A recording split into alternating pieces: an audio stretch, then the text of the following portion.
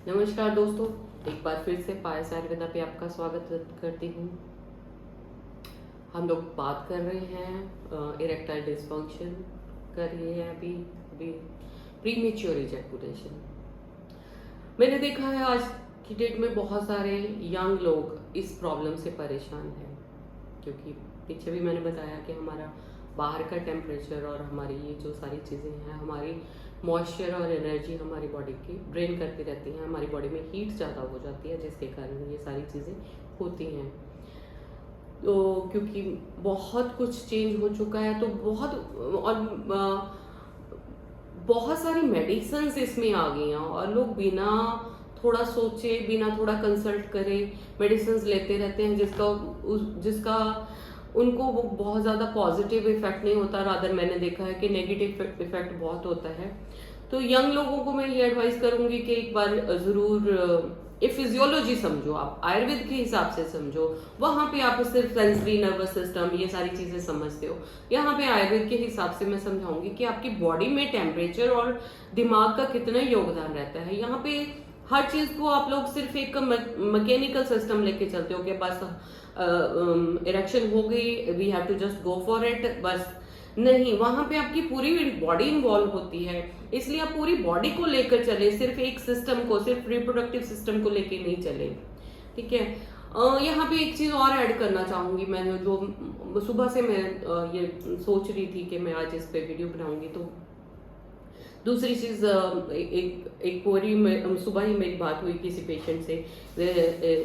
He was asking के is it safe कि इन problems के साथ मैं अगर बेबी के लिए प्लान करूं तो मैं उस चीज को भी यहाँ थोड़ा समझाने की कोशिश करूंगी। पहले हम लोग देखते थे, तो हम लोग पहले बेबी के लिए डिस्कस कर लेते हैं कि बेबी के लिए हमें क्या चाहिए होता है। बेबी के लिए हमें चाहिए होते हैं कि आपके जो स्पर्म्स हैं उनमें मोटिलिटी होनी चाहिए, उनकी मॉर्फोलॉजी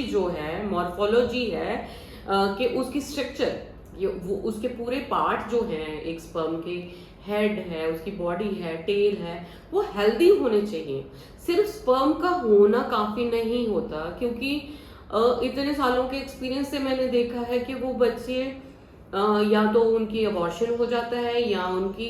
बहुत जल्दी डेथ हो जाती है। तो यहाँ पे जो हमारा मेन मकसद होना चाहिए कि अगर मैं रिप्रोडक्शन में जा भी रहा हूँ तो मेरे जो स्पर्म है वो हेल्दी होने चाहिए। तो क्योंकि एक दूसरे व्यक्ति के हम लोग बहुत लेट मैरिजेस में आ गए हैं। पहले यहाँ बात करें कि पहले अगर हमारी 100 की एज होती थी और 4-5 बच्चे भी होते थे, तो भी बच्चे हेल्दी होते थे, क्योंकि वो जो ग्रोइंग एज है, जो हमारी जब हमारा प्यूबर्टी शुरू होती है और जब हमारी वहां पे 20-22 साल में या 16-17 साल में हमारे पेरेंट्स की मैरिज हो जाती थी, नाना दादी की मैरिज हो जाती थी, तो उनके उस टाइम पे जब शुरुआत ही होती है किसी सिस्टम की, तो वो हेल्दी होता है। उस टाइम अगर स्पर्म होते हैं तो वो हेल्दी होते हैं। By the time we are growing, हम लोग जाके 27, 28, 29 पे हम लोग सोचना शुरू करते हैं कि मैं आगे जाके पेरेंटिंग में जाना चाहते हैं। तो आप सोचो कि उस टाइम तक कितने हमारे स्पर्म्स हैं, कितने हमारे ओवा है जो वीक हो चुके हैं, जो डिस्चार्ज हो चुके हैं बॉडी में, और उनकी मॉर्फोलॉजी, क्योंकि बनते जा रहे हैं, निकलते जा रहे हैं, बनते जा रहे हैं, निकलते जाते हैं, तो हमारा पूरा सिस्टम भी वीक हो जाता है उसके साथ साथ। तो हमें थोड़ा सा अपनी बॉडी पे ध्यान देके, अगर हमें पेरेंट बनना है तो उस टाइम थोड़ा सा अपनी बॉडी पे ध्यान देके, अपना टेस्ट करवा के, मॉर्फोलॉजी चेक करके, स्पर्म एंड ओवम की, तब आप अगर आप बेबी बर्थ के लिए जाते हैं तो वो बहुत अच्छा है। अदरवाइज मैंने देखा कि अगर हम लोग आफ्टर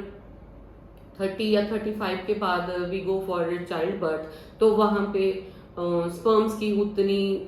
मैंने देखा है कि उतनी उसमें हेल्दी होगा, बट वीकनेस जरूर हो जाती है। तो थोड़ा अगर 6 महीने हम लोग खुद को तैयारी पे लगा लेते हैं और फिर हम लोग चाइल्ड बर्थ में जाते हैं, तो बच्चे हमेशा हेल्दी होंगे। पहले लाइफ 100 ईयर्स तक होती थी, और अब अगर लाइफ 60-70 तक आ रही है, तो हम देखें तो हमारे पेरेंट्स भी मतलब 30 तक जाके किसी के बेबी हुआ है। तो ऐसे ही टाइम के साथ साथ क्योंकि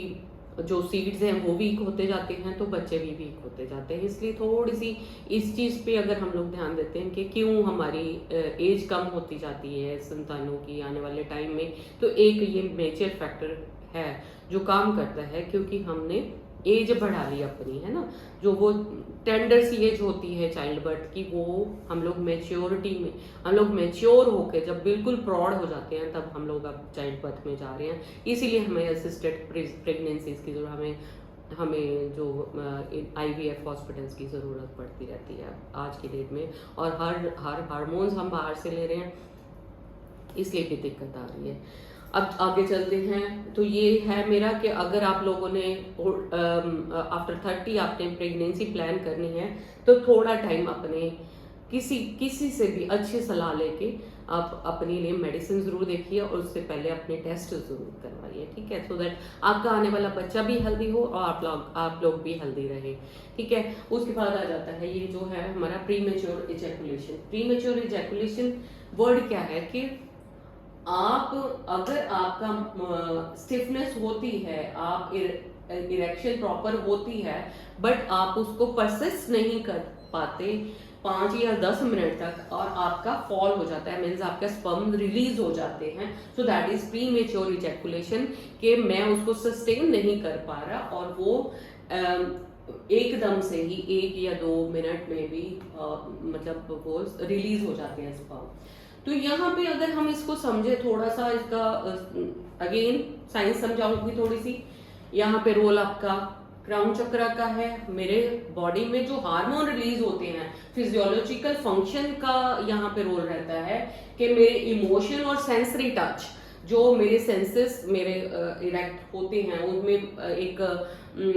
वेव चलती है कि yes I am going for this thing, और उसमें जब इरेक्शन होनी शुरू हो जाती है तो इरेक्शन होती है, वो मेरी बॉडी में पूरे सेंसेस काम करते हैं। अगर मेरी बॉडी में, जैसे मैंने पिछले वीडियो में अपना दिखाया, अगर वो हीट वेव्स मेरी बॉडी में आ रही हैं तो मेरी बॉडी का जो टेम्परेचर है वो एकदम से हाई हो जाता है। यहाँ पे मैं ये बताऊं कि हमारे जो एक्सटर्नल ऑर्गन बाहर क्यों होते हैं, क्योंकि हमारे जो स्पर्म्स हैं वो बिलो मेरे बॉडी टेम्परेचर पे स्टोर होते हैं, इसलिए मेरी बॉडी से बाहर, टेस्टिस जो है मेरी बॉडी से बाहर,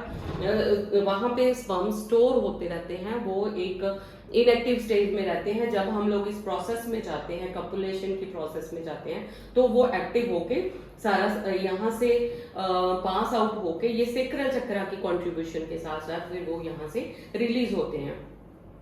अब यहाँ पे अगर हम लोग, मैं जो बताती हूँ कि आपको सेक्रल चक्र पे, अगर मेरा ये हीट है, यहाँ पे ओवर एक्टिव मेरा सेक्रल चक्र है, जिन लोगों की बॉडी में हीट ज्यादा होती है तो वो उनका सेक्रल चक्र भी ओवर एक्टिव हो जाता है, यहाँ पे वो इन चीजों को होल्ड नहीं कर पाते। अगर मैं अपना टेम्परेचर मेंटेन करके रखता हूँ बहुत देर, क्योंकि एक टेम्परेचर पे, पर्टिकुलर टेम्परेचर, हर इंसान की बॉडी के हिसाब से एक पर्टिकुलर टेम्परेचर पे जाके आप इजेकुलेट होते हो, तो अगर मैं नॉर्मल हूँ, मेरी बॉडी में हीट की कमी है, तो मैं उसको उतना ज्यादा टाइम सस्टेन कर सकता हूँ। अगर मेरी बॉडी में ऑलरेडी हीट बहुत ज्यादा है, बॉडी से आ रही है, या मैं कहीं ऐसी जगह पे काम कर रहा हूँ जहां पे 24 घंटे हीट रहती है, तो वो मैं यहाँ पे मेरा सेक्रल चक्र ओवर एक्टिव होके, और रूट चक्र मेरा अगर ओवर एक्टिव है, तो मैं फटाफट से वो यहाँ तक पहुंचते हैं स्पर्म्स। एक जो हम लोग 5 या 10 मिनट लगते हैं मुझे ये टेम्परेचर हाई होने में, तो उसमें जल्दी से मेरा टेम्परेचर हाई हो जाता है, टेम्परेचर हाई हो जाता है और उसी टाइम स्पर्म्स रिलीज हो जाते हैं। तो यहाँ पे हम लोग क्या गाइड करते हैं कि आपको इस चीज को ठंडा रखना है। तो बहुत बार होता है जिन लोगों का ये ओवर एक्टिव होता है कि भाई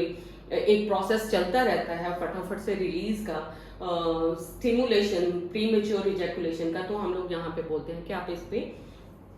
ठंडक, हमारे एक सेक्रल चक्र के लिए एक हमारा ऑयल स्पेशली मैंने बनाया हुआ है जिसमें खस वगैरह डाली हुई है, 2-3 और प्रोडक्ट हैं जो वो ठंडक क्रिएट करते हैं, क्योंकि यहाँ पे मुझे वाइब्रेशंस भी होती हैं। सेक्रल चक्र जो है वो जो स्टिमुलेशन के कारण ये हीट बनती है और यहाँ से निकलती है, तो यहाँ पे मुझे इसको ठंडा रखना है, मुझे यहाँ पे भी ठंडा रखना है, मुझे अपने दिमाग को भी ठंडा रखना है, मुझे सेक्रल चक्र को भी ठंडा रखना है। तो जितना हम ये चीजें ठंडी रखेंगे उतना हमें टाइम मिलेगा और हमारा जो है इजैकुलेशन बहुत जल्दी नहीं होगी। तो 3 चीजों का मिश्रण, अगेन प्रूडेंस, मेडिसिन की बात करें तो प्रूडेंस, पायस ऑयल जो मेरी यहाँ पे वाइब्रेशन और उसको काम रखता है। पिछली वीडियो में आप जाके उसका प्रोसेस चेक कर सकते हैं, मैंने पूरा समझा दिया उसमें कैसे काम करती हैं ये जो हमारी रेडिएशंस हैं। और तीसरा दिमाग का ध्यान रखना है मुझे, और फोर्थ जो इसमें आ जाता है, मेरे को अपने मसल्स को स्ट्रॉन्ग रखना है। पायस ऑयल और अपना एडोनिस ऑयल जो है उससे मसाज करते रहना, ताकि मेरे मसल्स जो हैं वो वीक नहीं होने चाहिए। अगर मेरे मसल्स वीक होंगे तो हीट के साथ साथ ही they will just release the sperms. So this is the technicality I would say, कि हम लोगों को मतलब आज की डेट में, वो पिछले वीडियो में समझाया कि यूनिवर्स में ही गर्मी हो गई है, हम लोग 24 घंटे इस ऑरा हमारा जो है हमारा पेनिट्रेट करता रहता है हीट हमारे ऑरा में, और हमारी बॉडी नेचुरली उसी हिसाब से रिस्पॉन्ड करती है। वही रीजन है कि हमारी इम्यूनिटी भी कम होती जा रही है, तो उसको हम लोग फिर कभी लेंगे। So keep on watching. कोई आपकी क्वेरीज हैं, मैंने मेल आईडी दी हुई है, you can tell ask your queries, आप मुझे भेज सकते हैं। So I will try to answer as many as possible. Thank you, stay blessed.